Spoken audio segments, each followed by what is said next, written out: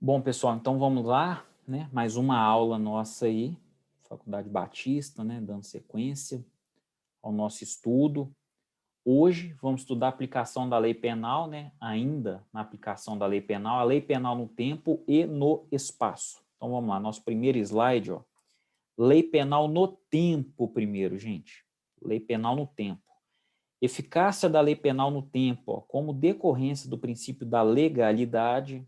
Então, o princípio aqui da legalidade aplica-se em regra, tá? Se é regra, é porque temos exceções, né? Então, aplica-se em regra a lei penal vigente ao tempo da realização do fato criminoso. Então, a lei penal que nós aplicamos é aquela que estava vigente ao tempo do fato criminoso. Essa é a regra, ok? Então, a lei penal, para produzir os efeitos no caso concreto, ela deve ser editada antes da prática da conduta que visa incriminar. Então, se ocorreu um fato aqui e uma lei é publicada aqui, essa lei não é aplicada a esse fato, isto como regra, porque nós temos exceções. Tá? Então, como regra, essa lei não retroage, tá? Agora, a lei foi publicada aqui e um fato foi cometido aqui um dia depois apenas. Aí sim, essa lei que vai prevalecer, tá? Independentemente dessa conduta ser mais grave ou menos grave do que ela era antes, tá? Porque o fato ocorreu depois da lei. Primeiro veio a lei, depois o fato. Então, qual é a grande exceção, pessoal? A grande exceção é essa aqui, ó. Será autorizada a retroatividade da lei penal para alcançar fatos passados, desde que benéfica ao réu. Então, se uma lei futura beneficia o réu, ela retroage sim. Ela retroage sempre para ajudar o réu, diminuindo uma pena ou prevendo um benefício, né? Ou até mesmo excluindo o crime, na abolição crimes, né? Fazendo com que a conduta deixe de existir. Ok? E qual é o tempo do crime? Né? A gente fala que aplica-se a lei, né, vigente ao tempo do crime, né, na realização do fato criminoso. Qual é o tempo do crime? Para a correta e justa aplicação da lei penal, é imprescindível definir o tempo do crime. Com isso, questiona-se quando um crime se considera praticado, pessoal. E para responder essa pergunta, nós temos três teorias. Olha lá. Teoria da atividade é a primeira. Considera-se praticado o crime no momento da conduta, ou seja, no momento em que temos a ação ou a omissão. Temos a teoria do resultado, né? Considera-se praticado o crime no momento do resultado. E temos também a teoria mista da ubiquidade, né? Considera o tempo do crime tanto o momento da conduta, quando ocorre ação ou omissão, quanto o momento da produção do resultado, né? Por exemplo, local do disparo ou então o local do óbito, né? O local do disparo é onde se deu a ação ou omissão, né? E o local do óbito é onde se deu o resultado. E o artigo 4 informa o seguinte, do Código Penal. Considera-se praticado o crime no momento da ação ou da omissão, ainda que outro seja o momento do resultado. Então, pessoal, o Código Penal, no que tange ao tempo do crime, ele optou pela teoria da atividade, tá? Considera-se praticado o crime, ó, no momento da ação ou da omissão, ainda que outro seja o momento do resultado. Logo, nós escolhemos aqui a teoria da atividade, ok? E qual é a lei aplicável ao caso concreto, gente? Regra, vou repetir, ó, a lei penal vigente ao tempo da realização da conduta criminosa. E a conduta criminosa se realiza no momento da ação ou da omissão. Esse é o tempo do crime, né? Agora vamos às exceções, né? A exceção, de modo geral, é o seguinte: quando a lei colabora com o réu, ela ajuda o réu, ela retroage, tá? Então, essas situações elas se dão nas seguintes hipóteses. Ó. Na abolição crimes, está lá no artigo 2º do Código Penal. Ninguém pode ser punido por fato que lei posterior, olha só, lei posterior, deixa de considerar crime, cessando em virtude dela a execução e os efeitos penais da sentença condenatória. condenatória. Então, pessoal, a abolitio crimes, obviamente, né, a abolição do crime é uma medida que vai o quê? Ajudar o condenado, o processado, né, o investigado. Então, ela vai retroagir. Na novatio legis in melius, é uma situação em que não há a abolição do crime, né? O crime não é abolido do sistema penal, mas a pena é diminuída, por exemplo, né? Ou o legislador impõe uma medida lá, um benefício que não existia. Então, a lei melhora, de alguma forma, a situação do réu. Nesse caso, ela retroage também, ela. A lei posterior que de qualquer modo favorece o agente aplica-se aos fatos anteriores, ainda que decididos por sentença condenatória transitada em julgado. Então, ainda que tenha tido a sentença condenatória transitada em julgado, pessoal, essa lei vai retroagir. Então, se ela diminui a pena, por exemplo, o sujeito tomou ali 10 anos, e aí, passado 3 anos, né, a lei vem para reduzir a penalidade justamente para 3 anos. E ele ali já cumpriu 3 anos e 1 semana. O que, que vai acontecer? Ele simplesmente vai ser colocado em liberdade. Simplesmente. E aí vai declarar a extinção da punibilidade, porque ele já cumpriu até um pouquinho mais do que ele deveria cumprir. Cumpriu 1 semana a mais, porque a lei retroagiu e diminuiu a pena de 10 para 5 anos, né? Ou seja lá qual foi a quantidade, mas o importante é que ele tinha tomado 10 anos, né? A lei retroagiu, não, agora a pena máxima é 3 anos. Então, né? Lei excepcional ou temporária, gente? Aqui que está o X da questão, tá? Está lá no artigo 3º do Código Penal. Olha, a lei excepcional ou temporária, embora decorrido período de sua duração ou cessadas as circunstâncias que a determinaram, aplica-se ao fato praticado durante sua vigência. Então, vamos destrinchar esse conceito aí. Lei temporária, gente, primeiro. O que é a lei temporária, né? Ou também conhecida como lei temporária em sentido estrito? É aquela que tem prefixado no seu texto o tempo de sua vigência. Então, a lei, lá no seu texto, ela fala assim, esta lei terá vigência até 31 de dezembro de 2014, por exemplo, né? Olha lá, a lei A com vigência de 1º de janeiro de 2020 a 31 de dezembro de 2020. A própria lei menciona, né, que ela tem um prazo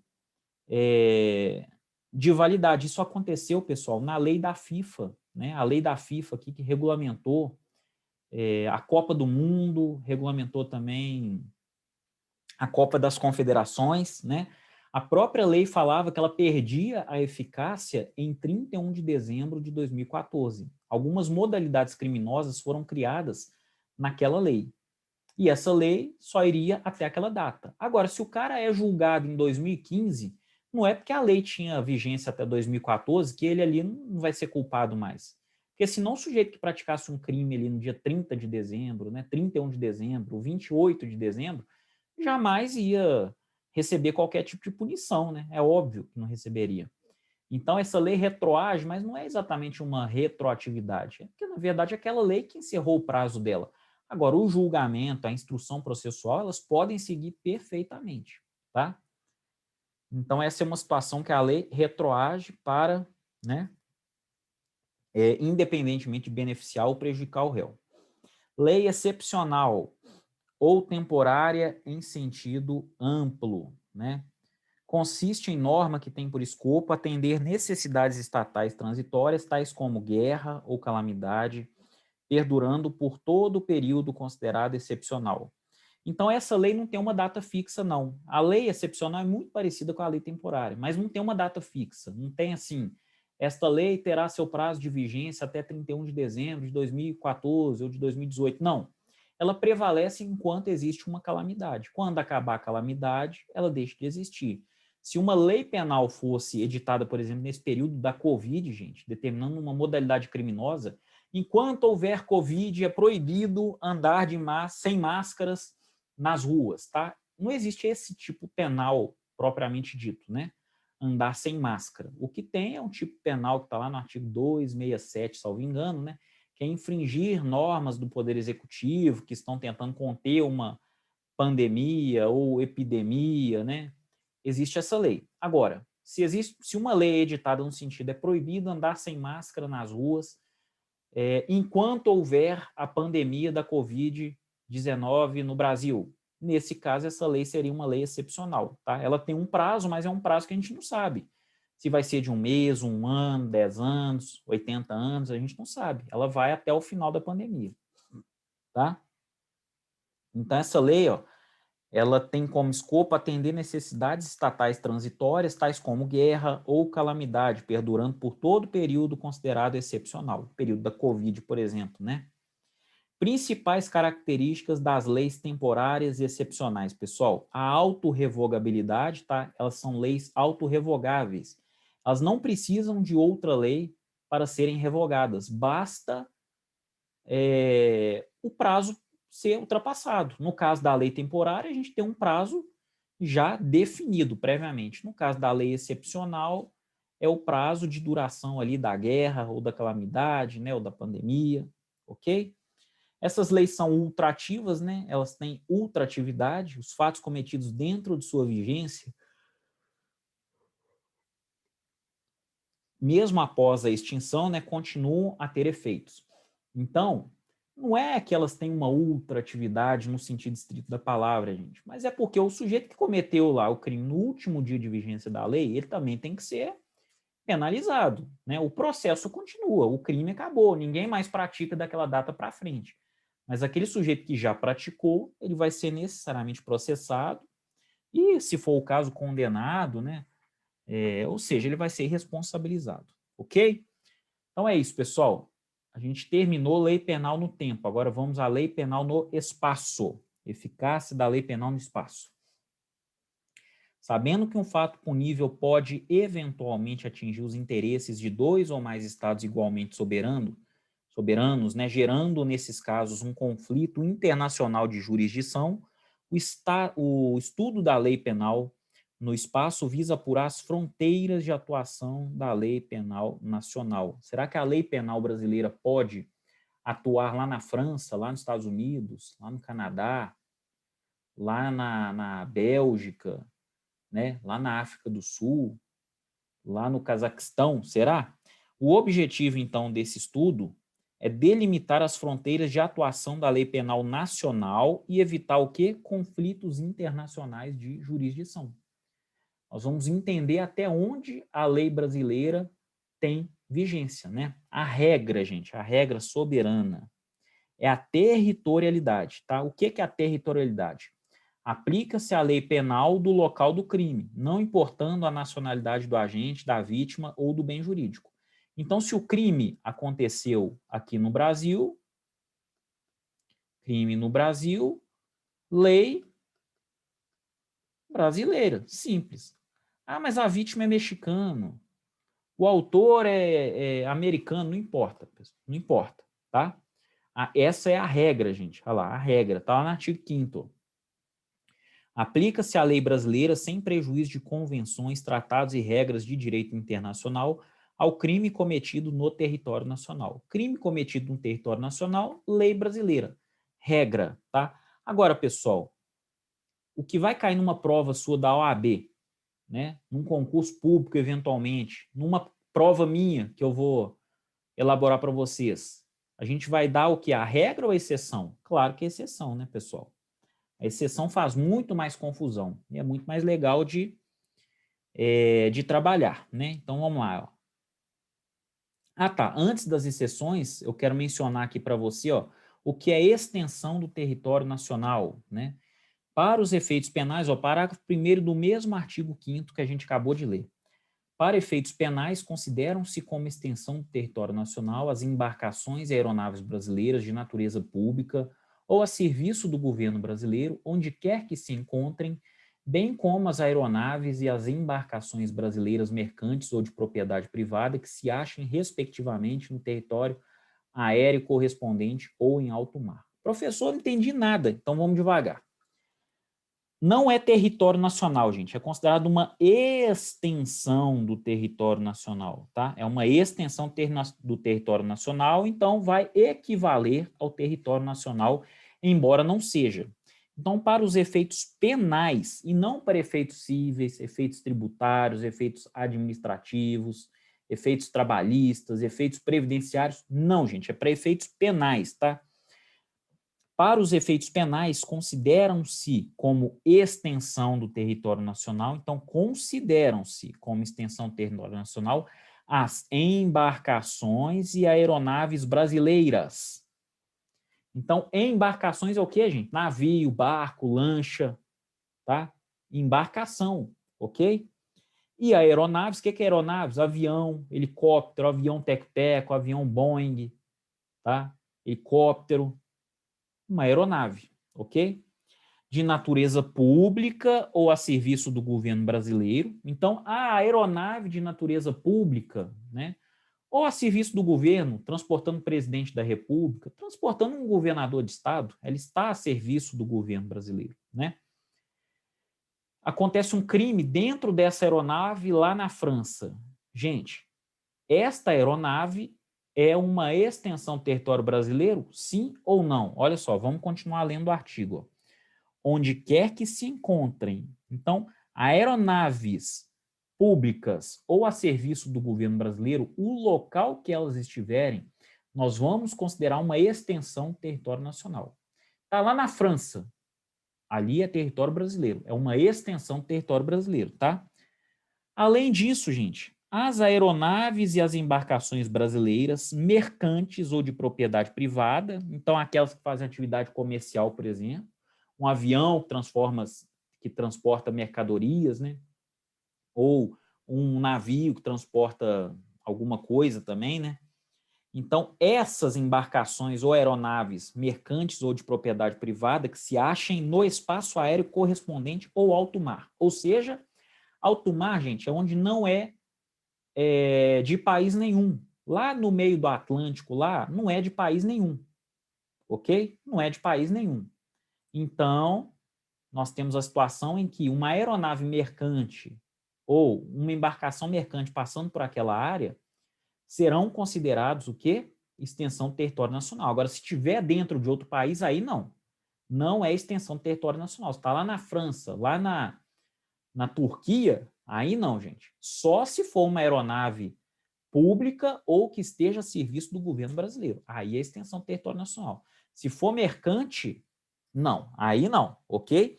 Mas se tiver em alto mar ou nos ares, que não é de ninguém, aí sim, tá? Temos uma extensão do território brasileiro.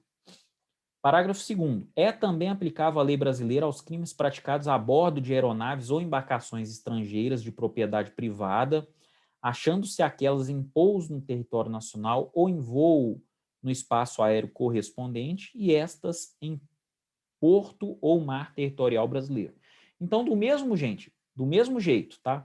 Uma embarcação argentina, por exemplo, se ela estiver com a delegação do governo argentino, pessoal, é a mesma regra que a gente usa para nós, a gente usa para os outros países, tá? Se está transportando um presidente, ou é pública, ou está a serviço do governo argentino, é território, extensão território argentino, mesmo estando aqui dentro do território brasileiro. Agora, se for uma aeronave ou uma embarcação mercante, né, e estiver dentro do território nacional, aí nós vamos considerar o quê?